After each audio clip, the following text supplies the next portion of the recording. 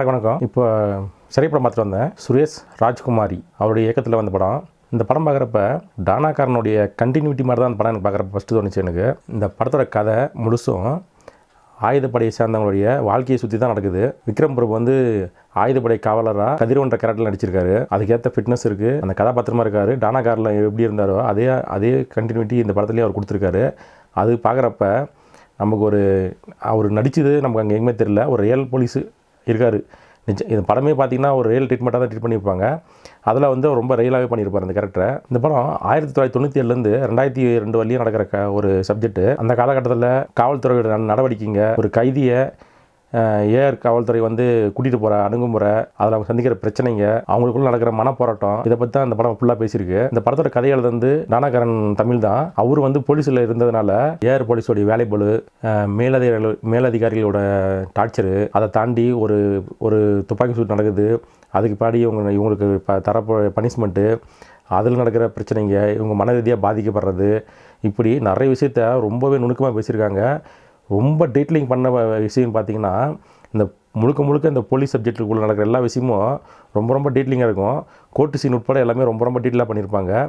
அதுதான் அந்த படத்துக்கு இன்னும் நம்பகத்தன்மையாக ரொம்ப அதிகமாக கொடுத்துச்சு. படம் பார்க்குற நமக்கு ரொம்ப வந்து கனெக்ட் ஆகிறதுக்கும் அது ஒரு காரணமாக இருந்துச்சு. அது படத்தில் காட்டின யதார்த்தம், சாதாரண போலீஸ் ஸ்டேஷன் வேலையோட ஏஆர் போலீஸ் எப்படி அவங்களை தனிமைப்படுத்துகிறாங்க, அவங்களுடைய குடும்ப வாழ்க்கை, அது இல்லாமல் ஒரு குற்றவாளியை ஒரு கைதியாக மட்டும் பார்க்காம அவனை வந்து ஒரு மனுஷனாக பார்க்குறப்ப ஏற்படுற சிக்கல், அது சார்ந்த மன உளவியல், இதெல்லாம் ரொம்ப டெப்த்தாக பேசியிருக்கு. சுருக்கமாக சொன்னால், போலீஸ் ஸ்டேஷனில் கம்ப்ளைண்ட்டை விசாரிக்கிற ஒரு சாதாரண போலீஸாக இல்லாமல் சிறையில் இருக்கிற கைதிகளை நீதிமன்றத்துக்கு பாதுகாப்போட கூட்டு போகிற ஒரு ஆயுதப்படை போலீஸோடைய கதை தான் அந்த படம். ஃபஸ்ட்டு சீனே பார்த்தீங்கன்னா ரொம்ப இன்ட்ரெஸ்டிங்காக இருக்கும். அந்த கைதிகளை வந்து கூட்டு போகிறப்ப மாப்பிள்ளை மச்சான்லாம் பேசிவாங்க. இதை நான் ஒரு சம்பவம் மட்டும் உங்களுக்கு சொல்லி முடிச்சிடுறேன். நான் நைட்டு ஒரு 2 மணி காஞ்சிபுரத்தில் பஸ் ஸ்டாண்டில் நான் நின்றுருந்தேன். அப்போ ஒரு வண்டியை வந்து அதாவது மாடு ரோட்டில் நடமாற மாட்டில் வந்து கடத்திட்டு போகிறப்ப போலீஸ் வந்து சேஸ் பண்ணி போயிட்டு இவங்க வந்து அவங்கள பிடிக்க முடியாமல் வந்துட்டுறாங்க. அதில் வந்து கிளைமேக்ஸில் உயிர் தப்பிச்சில் வந்துட்டு இவங்க அதை வந்து அசால்ட்டாக பேசிட்டு இருந்தாங்க. எப்படின்னா, இந்த சீன் ரொம்ப இன்ட்ரெஸ்டிங்காக இருந்துச்சு. நான் அது எங்கேயுமே நான் பார்த்ததில்ல, அதனால தான் உங்கள்கிட்ட ஷேர் பண்ணுறேன்.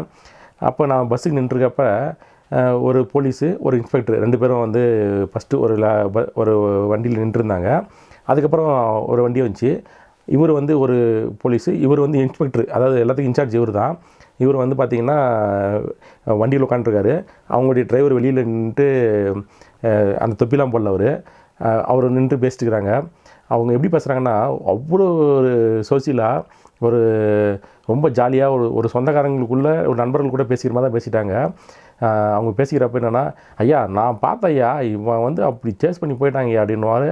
உடனே இவர் வந்து, இல்லைடா தம்பி, நம்ம அப்படி போனோம், இவன் இப்படி வந்துட்டான்டா, நம்ம அப்படி வந்துட்டான்ட்டு அவங்களுடைய அணுகுமுறை எனக்கு ரொம்ப இன்ட்ரெஸ்டிங்காக இருந்துச்சு. என்னடா அது போலீஸுக்குன்னா, ஏன்னா நம்ம பெரும்பாலான பார்த்த படங்களில் போலீஸ்னாவே ரொம்ப வரப்பாக இருப்பாங்க. அவர் இந்த படத்துலேயே அது இருக்கும். ஆனாலையும் இந்த மாதிரி போலீஸும் இருக்காங்கன்ற நான் அப்போ தான் பார்த்துட்டேன். அவங்களுக்குள்ள அவ்வளோ உறவுமுறை வந்து இருக்கிற மாதிரி காமிச்சிருந்தாங்க. நான் பார்த்த அந்த இடத்துல அது வந்து இந்த படத்துலையும் பார்த்தது வந்து ரொம்ப இன்ட்ரெஸ்டிங்காக இருந்துச்சு எனக்கு.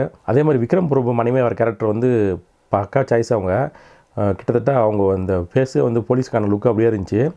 அப்புறம் வந்து அப்துல் கேரக்டர் ராமு வந்து ஒரு இடத்துல சொல்லுவார், டைரக்டர் ராமு, நடிக்க முடியாதவங்களுக்கு வந்து அந்த தாடி வச்சுட்டா இன்னும் வந்து அந்த நடிப்பு வந்து ரயிலாக கொண்டாந்துடலான்னு சொல்லுவாங்க. அவர் மட்டும் நிறைய பேர் சொல்லியிருக்காங்க. அதை உண்மையாகவே இந்த படத்தில் ஒரு தாடி இருந்தது, நிறைய முடி இருந்தது. பிசாசு படத்துலேயும் வந்து மிஸ்கின் அதை யூஸ் பண்ணியிருப்பார். அது வந்து அவங்க நடிக்க தெரியுது அப்படின்றத தாண்டி இன்னும் அந்த உணர்வுகள் அதிகமாக கடத்தலான்றதை அதை வந்து காட்சியில் வச்சுருப்பாங்க. அது இந்த தாடி சீன் வந்து தாடி வச்சுருந்தது வந்து ரொம்ப கரெக்டாக இருந்துச்சு.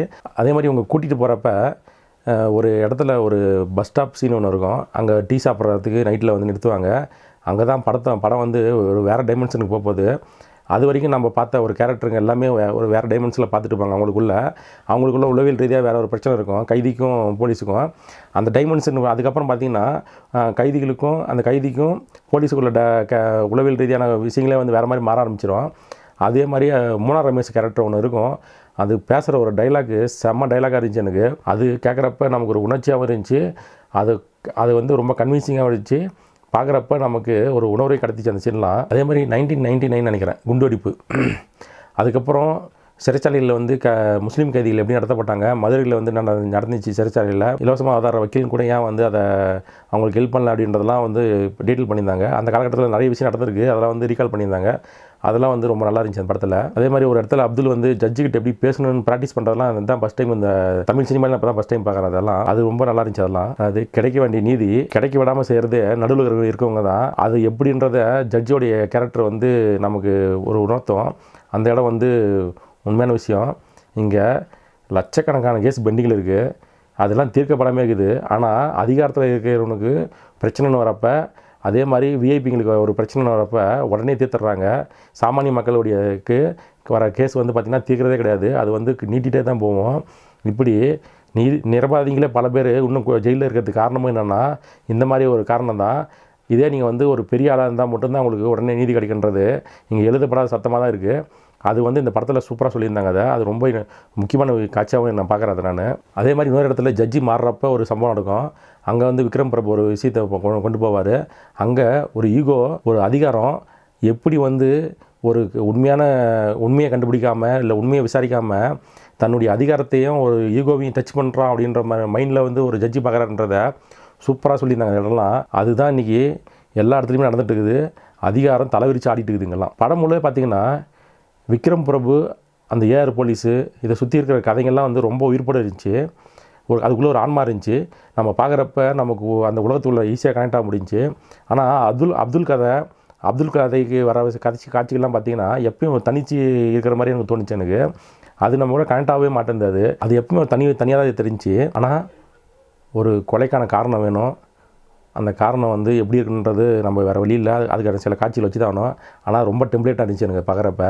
அது வழக்கமான காட்சியாக தான் நான் பார்த்தேன் அதை. ஆனால் அதுக்குள்ளேயும் ஒரு முஸ்லீம் கதாபாத்திரத்தை வச்சு அதுக்குள்ளே ஒரு உலகத்தை கிரியேட் பண்ணி அவங்களுக்கு நடக்கிற பிரச்சனையை வச்சது மட்டும்தான் நமக்கு அந்த கதையோட ஒரு ஒன்றி போகிற மாதிரி அது வச்சுருந்தது வந்து நல்லா இருந்துச்சு. அது விக்ரம் பிரபு கேரக்டர் வந்து டீச்சிங் பண்ணுற இடம் ரொம்ப ரொம்ப நல்லா இருந்துச்சு. அது அதிகாரம் எப்பயும் சாமானிய மக்களுக்கு எதிராக தான் நிற்கும். ஆனால் அதிகாரத்தை கையில் வச்சுருக்கிற நீங்கள் அந்த அதிகாரத்தை சாமானிய மக்களுக்கு பயன்படுத்தி எப்படி அவங்களுக்கு நீதி வாங்கி கொடுக்கணும், அவங்க பக்கம் நிற்கணும், அவங்களை எப்படி நீ தோழமையோட கையாளன்றதை அவர் டீச் பண்ண இடம் ரொம்ப நல்லா இருந்துச்சு. அது இந்த அப்துலும் அந்த பொண்ணு இருக்கிற ஊரில் அப்துல் ஃபேமிலியும் அந்த பொண்ணு ஃபேமிலி மட்டும் தான் இருக்கிற மாதிரியே காட்டுறாங்க. ஒரே ஒரு டெத் வீட்டில் மட்டும்தான் அங்கே மக்கள் அந்த விண்டேஜ் கிராமத்தை காட்டுறன்றதுக்காக வந்து டெக்கு டிவி காமிச்சு அதில் படம் போட்டு காட்டுறதுலாம் காமிச்சாங்க. அது மட்டும் அந்த காலகட்டத்தை காட்டுறதுக்காக காமிச்சிருக்காங்க. மற்றபடி இந்த 2 ஃபேமிலி மட்டும் தான் அதிகமாக காட்டுறாங்க. இதை தாண்டி அந்த ஊரில் யாருமே இல்லையா, இவங்க யாருமே அந்த ஊர் பிரச்சனையை வந்து தலையிடலையா, இவங்க யாருமே எதையுமே கண்டுக்கிறது இல்லையா அப்படின்றது நமக்கு தெரியல. ஏன்னா அதெல்லாம் வந்து டீட்டெயிலிங்காகவே நம்ம காட்டவே இல்லை. அதெல்லாம் படத்தில் கிளைமேக்ஸ் ரெண்டு கிளைமேக்ஸை நான் பார்த்தேன். அது ஒன்று வந்து ரியாலிட்டி, இன்னொன்று வந்து பார்த்திங்கன்னா ரியாலிட்டி மீறி தான் இருக்கிற மாதிரி எனக்கு தெரிஞ்சிச்சு. அது ஒருவேளை ரசிகர்களுக்காக வச்சுருக்கலாம், அப்படி தான் நான் பார்த்தேன். அது ஓகே, அது ரெண்டுமே ஓகே, நம்ம ஏற்றுக்கிற மாதிரி தான் இருந்துச்சு. அது கடைசியாக மாரி செல்வராஜ் பெட்டி சொன்ன மாதிரி தான். காளை மாடன் படம் எடுக்கிறதுக்கு, பைசன் காளை மாடன் எடுக்கிறதுக்கு நான் அதுக்குள்ளே ஒரு 2 விதமான அரசியல் இருந்துச்சு. அதெல்லாம் முக்கியமான ஒரு அரசியல் எடுக்கிறதுக்கு இந்த விளையாட்டை பயன்படுத்தினு சொன்னார். இந்த படம் பார்க்குறப்ப எனக்கு என்ன தோணுச்சுன்னா, ஏர் போலீஸ், அந்த ஆயுதப்படை போலீஸோடைய வாழ்க்கை, அவங்களுக்குள்ள ஒரு உளவியல் பிரச்சனை, அதை சுற்றி நடக்கிற கதையை சொல்கிறதுக்காக தான் இவங்க அப்துல்ன்ற ஒரு கேரக்டரை உள்ளே கொண்டு வந்திருக்காங்க. அது மூலிமா இவங்க வந்து இந்த படத்தில், ஏன்னா இவங்க ட்ராவல் பண்ணுறதுக்கு கம்பல்சரி அப்துல்ன்ற ஒரு கேரக்டர் நமக்கு தேவைப்படுது, அதை கொண்டாந்தது ஓகே தான். ஆனால் பேக் ஸ்டோரின்னு வச்சது வந்து பார்த்திங்கன்னா நிறைய சீன் வந்து டெம்ப்ளேட்டாக தான் இருந்துச்சு. அதை கொஞ்சம் அவங்க கவனிச்சிருக்கலாம். அதை மட்டும் வழக்கமான கதையாக தான் போயிடுச்சு. அதை கொஞ்சம் கட் பண்ணியிருந்தாங்கன்னா நல்லா இருந்திருக்கும். அது பார்க்குறப்ப இன்ட்ரெஸ்டிங்காக இருக்கும். ஏன்னா ஃப்ளாஷ்பேக் காட்சி தான் படத்துக்கு முக்கியமே. நிறைய படத்தில் ஃப்ளாஷ்பேக் காட்சி தான் வந்து சொதப்பிடுறாங்க. இந்த படத்தில் ஓரளவுக்கு அது கொண்டாந்தாங்க. அது இன்னும் கொஞ்சம் கொண்டாந்துருக்கலாம்னு நான் நினச்சேன். நான் படம் பார்க்குறப்ப அதை மட்டும் அவங்க கரெக்ட் பண்ணியிருக்கலாம். கண்டிப்பாக அந்த படம் பாருங்கள். விக்ரம் பிரபு அவரை சுற்றி நடக்கிற அந்த கதை, அவர் வர காட்சிகள், இந்த ஏஆர் போலீஸ் வர காட்சிகள், அதுக்கப்புறம் மூனா ரமேஷ் காட்சி, ஜட்ஜி காட்சி, இதெல்லாம் வந்து இதுக்காகவே நம்ம இந்த படத்தை இன்னொரு டைம் கூட பார்க்கலாம். அவ்வளோ வேலைப்பாடுகள் இருந்துச்சு அதில். அது நமக்கு பார்க்காத உலகம். எப்பயுமே நம்ம பார்த்த உலகத்தோட பார்க்காத உலகம் பார்க்குறப்ப நமக்கு ரொம்ப இன்ட்ரெஸ்டிங்காக இருக்கும். சில நேரத்தில் பார்த்த உலகத்தை பார்க்காத சூழ்நிலையில் கொண்டு வரலாம். அதை இந்த படம் வந்து கரெக்டாக பண்ணியிருக்காங்க. நம்ம நிறைய விஷயம் வந்து நமக்கு நம்ம பார்க்காத ஒரு விஷயமாக தான் இருந்துச்சு.